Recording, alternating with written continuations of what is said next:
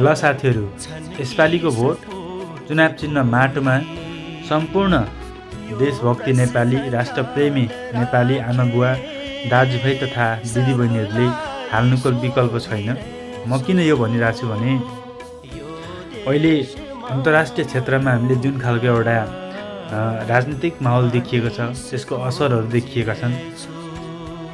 त्यसको एउटा परिणाम हाम्रो जस्तो मुलुकमा पनि हुँदैन भन्ने कुनै पनि ग्यारेन्टी छैन। किनभने हाम्रो देशका पुराना राजनीतिक दलहरू र केही नयाँ राजनीतिक दलहरू एमसिसी पास गर्नमा प्रत्यक्ष सहभागिता जनाइसकेको अवस्था छ र त्यस्तो राजनीतिक दललाई जिताएर पठाउनु अथवा त्यस्तो व्यक्तिलाई चाहिँ हामीले चयन गरेर पठाउनु भनेको चाहिँ भोलि हाम्रो खुट्टामा आफै बन्चर हान्नु हो। र अहिले श्रम संस्कृति पार्टीमा कुनै पनि त्यस्तो खालको गतिविधि गर्ने खालको उम्मेदवारहरू छैनन् अथवा त्यो पार्टीको नियत त्यो खालको छैन। कुनै पनि विदेशी दलालको सामु झुक्ने नियतको छैन र आफ्नै देशमा निर्माण गर्नुपर्छ, आफ्नै देशमा उत्पादन गर्नुपर्छ, आफ्नै देशमा आविष्कार गर्नुपर्छ भन्ने एउटा एकदमै हामी जस्तो भुइँ मान्छेले पनि बुझ्न सक्ने खालको राजनीतिक एजेन्डा बोकेको पार्टी नै अहिलेको अवस्थामा श्रम संस्कृति पार्टी हो। र अहिले धेरै कुराहरू म सुन्छु हाम्रो नेपालमा चाहिँ अब नयाँलाई हेर्नुपर्छ, केही नयाँ राजनीतिक दलहरू नेपाली जनताले त्यत्तिकै हुनु त पत्याइरहेछन्। तर म चाहिँ के भन्छु भने जुन बेला जेएनजी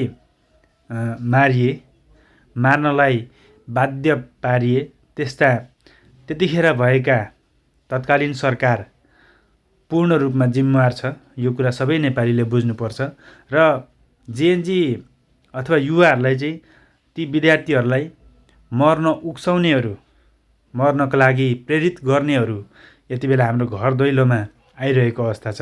यो कुरा हामी सबैले बुझ्नुपर्छ र जेएनजी त्यतिखेर कुनै पनि कुरा एक पक्षीय हुँदैन, दुई पक्षीय हुन्छ र यो कुरा सबै नेपालीले बुझ्नुपर्छ कि हिजो ती हाम्रा अबोध बालबालिकाहरू ती स्कुल ड्रेसमा ढालिएका युवाहरूलाई चाहिँ मार्ने त्यतिखेरको सरकार, त्यतिखेरको जुन मर्न उक्साउने व्यक्तिहरू अहिले धेरै चर्चामा हामीले देख्न सकिन्छ।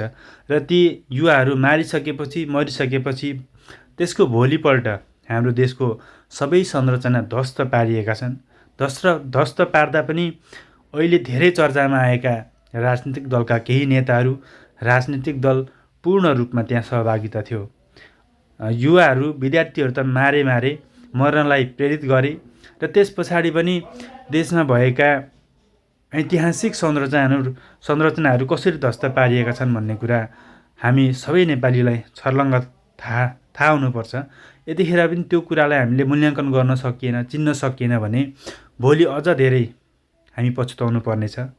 र म चाहिँ के भन्छु भने ती पुराना राजनीतिक दलहरू हामी इन्कार गरिरहँदाखेरि नयाँ राजनीतिक दल कस्ता छन् भन्ने कुरा हामीले बुझ्नुपर्छ। र त्यसको एउटा जुन खालको एउटा राजनीतिक एजेन्डा देशलाई यसरी बनाउँछु, यो तरिकाको एउटा चाहिँ मोडलमा लाँदाखेरि चाहिँ हाम्रो नेपाललाई बनाउन सकिन्छ। हाम्रो नेपालमा चाहिँ हामी जस्ता युवाहरू बसेर केही व्यवसाय, रोजगारी चाहिँ आफ्नै देशमा चाहिँ गरेर बस्न सक्ने खालको वातावरण मिलाउन सक्छु भन्ने एजेन्डा भएको पार्टी चाहिँ अहिले श्रम संस्कृति पार्टी हो।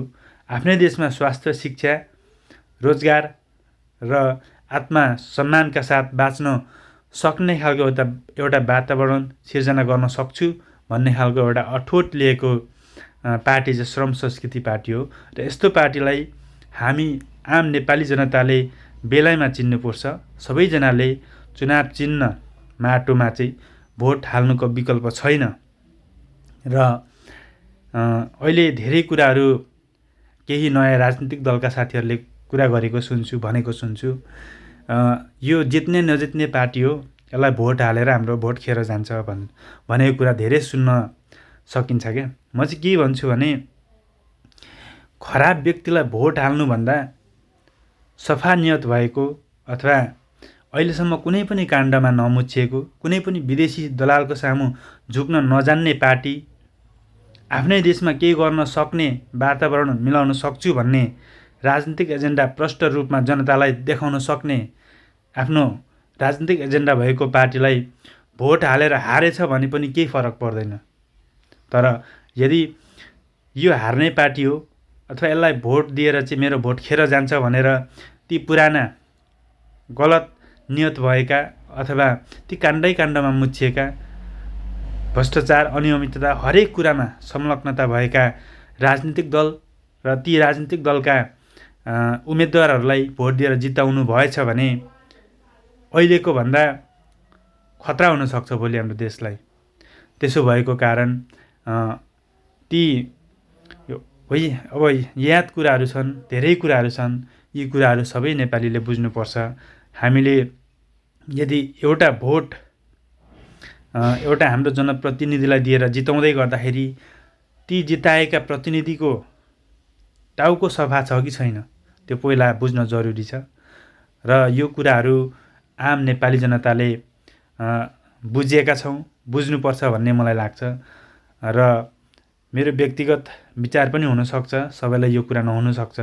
हुन त आफ्नो आफ्नो राजनीतिक बुझाइहरू हुन्छ, आफ्नो आफ्नो सोचाइहरू हुन्छ। यद्यपि अहिलेको सिचुएसनमा आम नेपाली जनताले चुनाव चिन्ह माटोमा भोट हालौँ भनेर म यहाँहरू सबैजनालाई अनुरोध गर्न चाहन्छु। जय माटो, जय देश। देशलाई बचाउन सकिएछ भने भोलि हामी पनि बाँच्न सक्छौँ, देशलाई राम्रो गर्न सक्छौँ। त्यसैले सबैजनाले यसपालिको भोट चुनाव चिन्ह माटोमा भोट हाल्नुहोला। धन्यवाद।